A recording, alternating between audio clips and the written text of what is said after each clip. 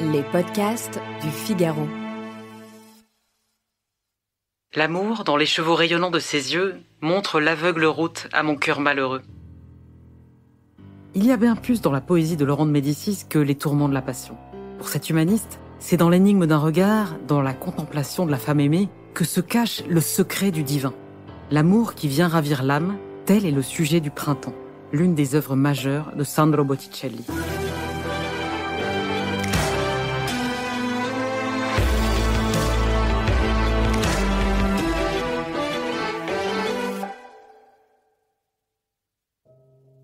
Bonjour, je suis Isabelle Schmitz, rédactrice en chef adjoint au Figaro hors-série. Vous écoutez les récits du Figaro et le 2e épisode consacré au peintre Sandro Botticelli. Je vous conseille plus particulièrement d'écouter cet épisode après avoir admiré les œuvres qui seront évoquées. Le printemps, la naissance de Vénus, la nativité mystique. Dans le premier volet, nous avions quitté Sandro Botticelli, vexé par son passage à Rome. Pourtant, dès son retour à Florence, il reçoit l'une des commandes de sa vie. Nous sommes en 1482. Laurent le Magnifique veut offrir ce cadeau à son jeune cousin, Lorenzo di Pierfrancesco, pour son mariage. Sandro voit l'occasion tant espérée d'égaler les poètes. Ils ont la magie du verbe, lui a toute la puissance d'une vision. Aidé de son ami l'humaniste Policien, il élabore une composition d'une ampleur inouïe. Par ses dimensions d'abord, 3 mètres de long sur 2 mètres de haut, par son thème surtout, qui n'a pas d'équivalent dans l'histoire de la peinture. Sandro, en effet, a puisé chez Horace, Ovide, Boccace, dans les poésies de Laurent, dans les œuvres d'Alberti. Mais il se refuse à faire l'illustration servile d'une fable mythologique. Il va créer une immense allégorie, dont seules les familiers de la villa de Careggi, villa de Laurent de Médicis, pourront déchiffrer le sens. Cette allégorie, c'est le printemps. L'amour qui vient ravir l'âme, tel est son principal sujet.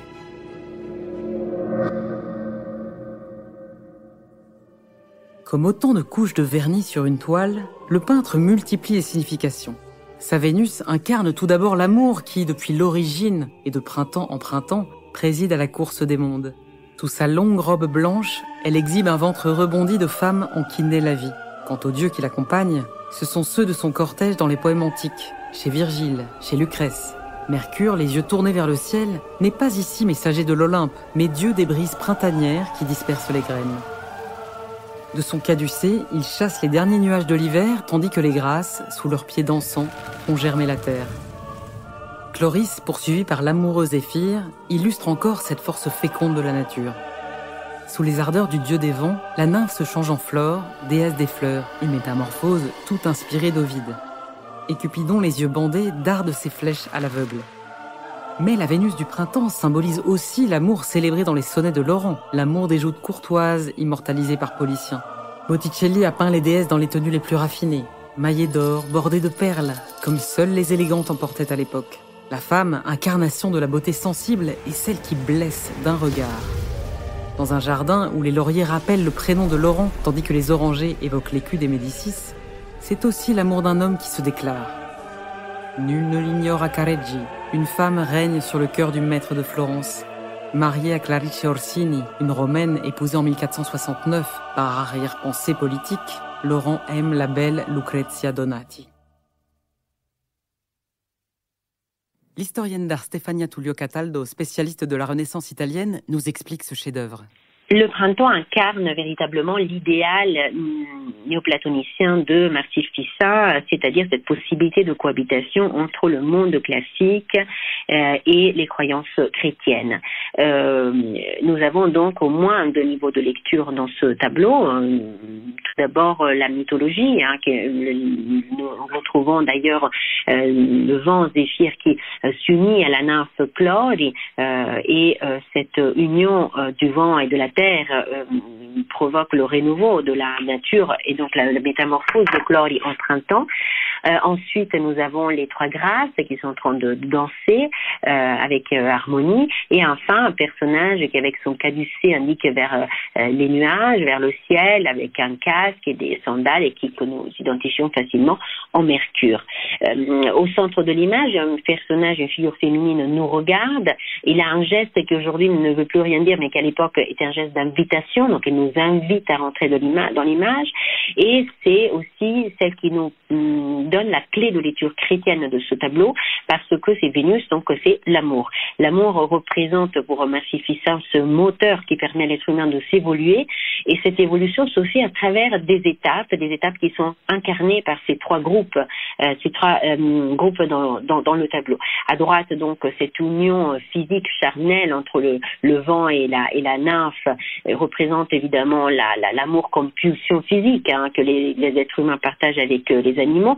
Ensuite, les trois grâces, donc l'amour comme harmonie, et donc l'amour intellectuel qui est un amour sans condition, qui ne veut rien en retour, mais qui finalement reçoit le double. Quand on donne quelque chose, on reçoit un double, exactement comme les trois grâces. Il y en a une qui s'éloigne du spectateur, une autre et deux autres qui viennent vers le spectateur, et enfin le Mercure qui adresse son regard vers le ciel et qui incarne l'amour spirituel, donc cette aspiration de l'être humain à revenir vers Dieu, à revenir vers cette lumière, et qui est l'endroit auquel appartient l'âme de l'être humain. Et donc ce séjour sur terre est une épreuve et qui suscite une certaine mélancolie, une envie de revenir.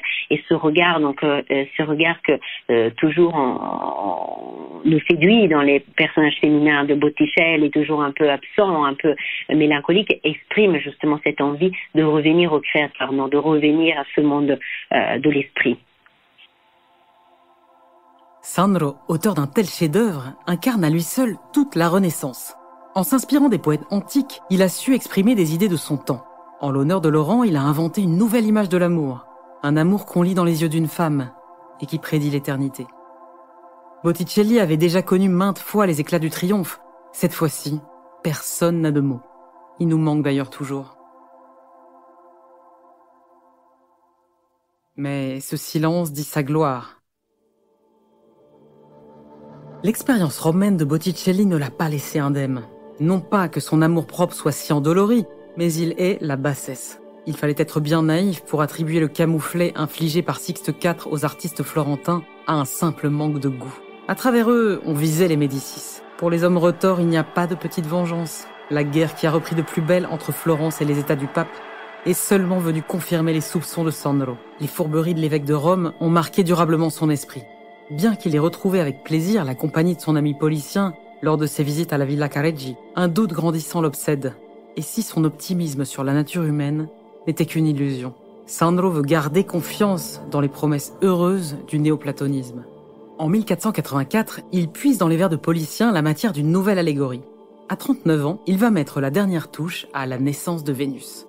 Une œuvre d'une telle splendeur qu'elle suffira à elle seule à le rendre immortel. Una donzella non con un mal volto, da zefiri lascivi spinta a proda, gier sopra un nicchio e par che il ciel ne goda. Cette jeune fille sur une conque, des humains n'a pas le visage. Les zéphyrs la poussent au rivage et le ciel exulte à sa vue. De la statuaire antique, la déesse a la grâce et les gestes pudiques. Aux légendes d'Homère, elle emprunte son incroyable chevelure, ses longues mèches dorées qui épousent les lignes sinueuses de ses épaules et de ses hanches. Comme si Vénus avait volé aux flots qui l'ont vu naître leur incessante ondulation où se perd le regard. Qui devant elle n'a pas ressenti cet indéfinissable enchantement, ce ravissement intérieur, cette suspension de tout désir? Belle comme un rêve de pierre, la Vénus de Botticelli n'a pas l'exquise sensualité des grâces du printemps, ni la séduction ingénue de la nymphe Chloris. La fascination qu'elle exerce est d'une autre nature.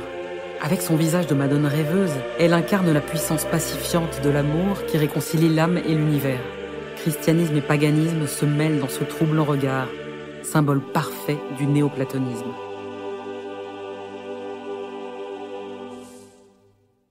Je me tourne vers Stefania Tullio Cataldo. Stefania, pourquoi la naissance de Vénus est-elle devenue une icône? Certainement, c'est un tableau dont le charme et la séduction cachent aussi un mystère, une incapacité pour le spectateur de comprendre, d'accéder, et présente aussi, comme le tableau que nous avons analysé précédemment, 3 niveaux de lecture, un mythologique, un néoplatonicien et même un niveau de lecture personnelle lié à l'histoire de la famille Médicis. Tout d'abord, nous reconnaissons Vénus, Anadyomène, c'est-à-dire qui est née de la mousse de la mer. Zéphyr et Borée, les vents soufflent pour la pousser sur un coquillage vers les rivages de l'île qui lui sera consacrée, l'île de Cythère, et une flore recouverte de fleurs protège sa nudité avec un manteau de fleurs. D'un point de vue iconographique, l'œuvre interprète également le néoplatonisme de Marcille Fissin et qui conciliait donc mythologie classique et spiritualité chrétienne. Et en effet, la naissance de Vénus de l'eau s'associe à la naissance de l'âme chrétienne, de l'eau du baptême, et donc ce corps de Vénus si blanc, presque comme une statue, renvoie à la pureté justement de ce rituel chrétien qui permet à l'âme de naître à nouvelle vie. Dans le regard mélancolique de Vénus, nous reconnaissons cette mélancolie toujours de l'âme humaine qui souhaite, qui rêve de pouvoir revenir à Dieu, parce que l'homme est sur cette terre pour vivre ce chemin évolutif qui doit le libérer de la matière et lui permettre donc de revenir, de retourner vers Dieu. Et tout cela se traduit par un style qui est basé sur la ligne, qui vous voyez est antinaturaliste par excellence. Il suffit de regarder les vagues de la mer qui sont presque comme une estampe japonaise, ou alors les arbres qui sont comme des troncs des arbres comme des poteaux, ou alors l'anatomie de cette Vénus qui est complètement abstraite, complètement éloignée du monde du réel. Et cela crée évidemment un charme inouï dans cette image. D'un point de vue, personnel de l'histoire de la famille Médicis, le type féminin évoque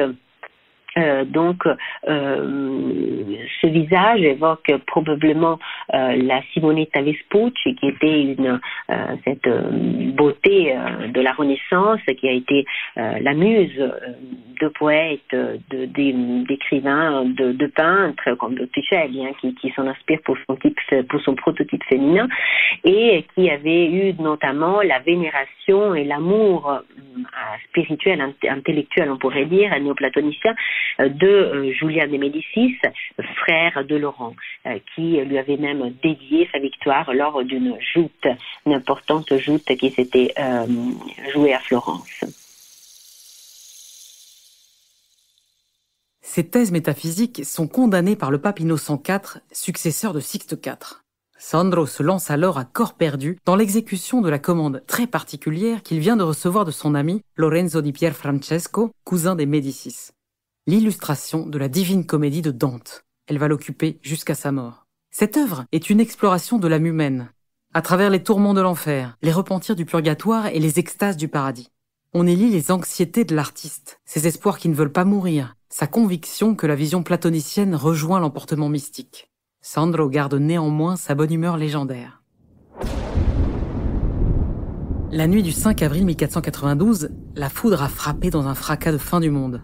La gigantesque coupole du Duomo, la cathédrale, prouesse architecturale et fierté des Florentins, a attiré l'éclair. Au même instant, le prieur de San Marco, Jérôme Savonarole, a eu une nouvelle vision.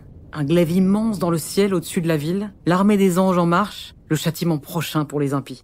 Dans sa villa de Careggi, alité, malade, Laurent le Magnifique lit dans la colère du ciel l'annonce de son trépas. 3 jours plus tard, il rend l'âme, laissant Florence livrée à elle-même. Pierre de Médicis, tout comme son père autrefois, hérite du pouvoir à 20 ans. Mais il n'a ni le charisme de Laurent, ni la rouerie de ses aïeux. Incapable de rassurer la population de la cité toscane, bouleversée par les sermons apocalyptiques de Savonarole, il cède lui-même à la terreur lorsque le prêcheur dominicain prophétise que des barbares vont dévaster l'Italie. En septembre 1494, le roi de France Charles VIII se lance à la conquête du royaume de Naples. Devant cette invasion qui semble confirmer les prédictions du moine, Pierre perd son sang-froid. Le 9 novembre, il s'enfuit. Les Médicis ont perdu Florence. Botticelli a l'impression de vivre un mauvais rêve. Mort Laurent, mort Policien, mort Pic de la Mirandole. Sandro a bien du mal à repousser l'idée que tous, à Careggi, ont attiré la punition divine. Son frère Simone lui relate par le menu les moindres froncements de sourcils du ténébreux prophète Savonarole. À longueur de sermon, Savonarole crie sa haine des Médicis, des brigands, des démons. Il prédit à la ville un destin glorieux, jure que Rome n'est plus qu'une nouvelle Babylone et le pape un antéchrist. Il faut se repentir, rejeter toute richesse, revenir à la simplicité qui sied aux disciples du Christ. Sandro a de quoi être séduit. Il n'a guère d'illusions sur Rome où règnent désormais les Borgia. Quant à la conscience du péché, voilà longtemps qu'elle le tourmente. Lorsque Savonarole, parti en ambassade auprès de Charles VIII, parvient le 28 novembre à éviter le saccage de Florence, il est à deux doigts de se joindre au peuple qui l'acclame. Seule son indéfectible fidélité pour les Médicis et sa répugnance à hurler avec les loups le retiennent. Le 7 février 1497, ceux qu'on nomme les Piagnoni, les pleurnichards, érigent un immense bûcher des vanités. On y jette pêle-mêle perruques, parures, parfums et les robes exquises que représentait Sandro pour ses nymphes. Quand Savonarole est excommunié par le pape Alexandre VI, fatigué d'être sans cesse la cible de ses attaques, Simone adjure son frère de signer la pétition pour la levée de la sentence. Botticelli refuse. La menace française passée, Savonarole ne tarde pas à s'aliéner les grandes familles qu'il avait voulu écarter du pouvoir. Et la foule est changeante. Le 8 avril 1498, elle se retourne avec violence contre celui qui hier elle adulait. Le couvent San Marco est pris d'assaut, Savonarole arrêté et sauvagement torturé. On le force à avouer que ses révélations ne venaient pas de Dieu. Le 23 mai, il est pendu. Après avoir brûlé son corps, on disperse enfin ses cendres dans l'Arno, comme pour être certain que rien ne restera de lui. Peine perdue. Les esprits sont marqués par le fer de ses prophéties. L'histoire se répète. Le roi de France Louis XII pénètre en Italie dans sa marche vers Milan. On dit aussi que César Borgia, fils du pape Alexandre VI, est entré en Romagne. Il n'en faut pas plus pour terroriser à nouveau les habitants de Florence, où retentissent encore les prophéties de Savonarole. Un changement radical s'est opéré chez Botticelli depuis l'exécution de prieurs de San Marco. Il a vu les persécuteurs devenir les persécutés. Son frère Simone a dû fuir à Bologne pour éviter la torture. Dolfo Spini, l'un des responsables de la pendaison de Savonarole, a confié à Botticelli « Te dirai-je la vérité, Sandro, nous ne lui avons pas trouvé le moindre péché mortel, ni même véniel. » Le style de Sandro sort modifié de cette crise. La simple pression d'une main sur un pan d'étoffe, le plissement d'un voile, la grâce exquise d'une pose, tout cela qu'il occupait autrefois n'a soudain plus de place dans sa peinture. Dans sa nativité mystique, les anges sur la terre embrassant les bergers, les anges dans le ciel emportés dans leurs rondes, les anges posés sur le toit de la crèche donnent à l'œuvre un rythme heurté. Comme si les personnages de Sandro s'étaient soudain réveillés de leurs songes et n'étaient plus qu'énergie, tension, ivresse de grands corps élongés aux gestes maniéristes. Le peintre a désormais 55 ans. Tel Donatello avant lui ou Michel-Ange par la suite, il délaisse les formes pleines et harmonieuses de son jeune âge pour privilégier l'expression des émotions, le jeu pur des lignes sur la toile. Il écrit en grec, en haut de la nativité mystique. Moi, Alessandro, j'ai peint ce tableau à la fin de l'année 1500, durant les troubles d'Italie, quand s'accomplit le 11e chapitre de Saint Jean dans la seconde douleur de l'Apocalypse, pendant les 3 ans et demi de la libération du diable, qui sera ensuite enchaîné dans le 12e chapitre. Puis nous le verrons précipité sous terre, comme dans ce tableau. Dans cette œuvre hermétique, Botticelli donne libre cours à ses sympathies pour Savonarole. L'inscription en grec renvoie ainsi au livre favori du moine dominicain. Au 11e chapitre de l'Apocalypse, que Sandro pense être en train de vivre, Saint Jean décrit la mort des 2 prophètes de Dieu, leur enlèvement dans les nuées. Au 12e chapitre, que le tableau est censé dépeindre, une femme paraît, couronnée de 12 étoiles, et écrase sous ses pieds le dragon terrassé. Sandro est assez clair. Pour lui, les 2 témoins, ce sont Savonarole et son disciple Domenico da Pescia, emportés au ciel dans la fumée du bûcher. Quant à la femme, une longue tradition voit en elle le symbole de l'Église. La Vierge adorant l'enfant est donc aussi la femme de l'Apocalypse. C'est pourquoi des démons s'enfuient sous la terre. C'est pourquoi des anges dans l'Empyrée laissent pendre 12 couronnes au-dessus de la crèche. La fin de Satan pour le peintre doit passer par une nativité qui est aussi une renaissance, celle d'une église rénovée. Moi, Alessandro. Pour la seule fois de sa vie, Sandro signe l'une de ses peintures. Mais c'est plus qu'une signature, elle sonne comme un acte de foi, l'expression émouvante des espoirs d'un vieil homme au soir de l'existence. La vieillesse de Botticelli, c'est l'histoire paisible d'une fin sans souci. Jusqu'à sa mort, il n'a jamais cessé de peindre. Jamais non plus il n'a connu d'éclipse. Le 25 janvier 1504, il est aussi de ceux qu'on consulte afin de décider l'emplacement futur du David de Michel-Ange. Il n'a visiblement pas délaissé ses pinceaux. C'est vrai, cependant, il reçoit moins de commandes. Et surtout, aucune n'est de grande ampleur. Les goûts ont bien changé. Les amateurs ne sont plus en quête d'ambitieux panneaux mythologiques. Botticelli s'en accommode fort bien. Il se sait vieillissant et puis il est devenu très pieux. Son style, si métamorphosé, s'adapte merveilleusement au format modeste des œuvres de dévotion, désormais l'essentiel de la production de son atelier. Sandro y révèle tous ses talents de miniaturiste et son génie intact de la composition. Dans la dernière communion de Saint-Jérôme, il se livre ainsi à une véritable mise en scène théâtrale.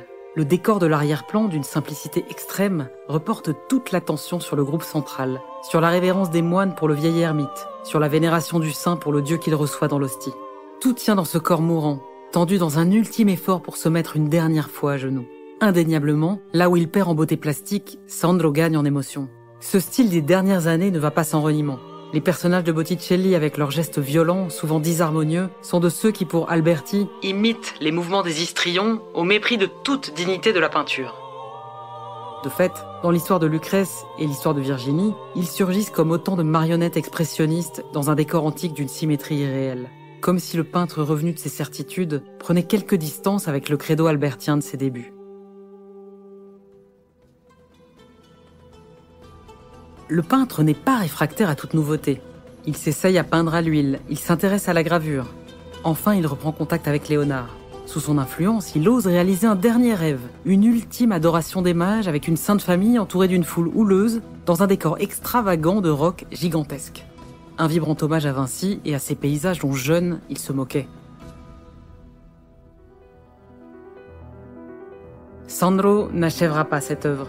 Il s'éteint doucement un jour de 1510. Il allait connaître 3 siècles d'oubli. Il a cherché l'immortalité dans les promesses du néoplatonisme, dans le mirage de la renommée, dans les espoirs d'une résurrection. Il a cherché 65 ans. Il a chéri Florence chaque jour de sa vie. Elle le lui a bien rendu. Il s'est montré fidèle, insouciant, tourmenté, facétieux.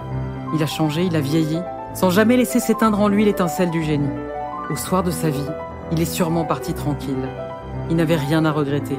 Et si, tel Achille, il avait dû choisir entre une vie brève mais glorieuse et une vie longue mais terne, Botticelli eût répondu, il n'en faut pas douter, « Moi, je sais bien ce que je veux, la vie longue et la gloire. »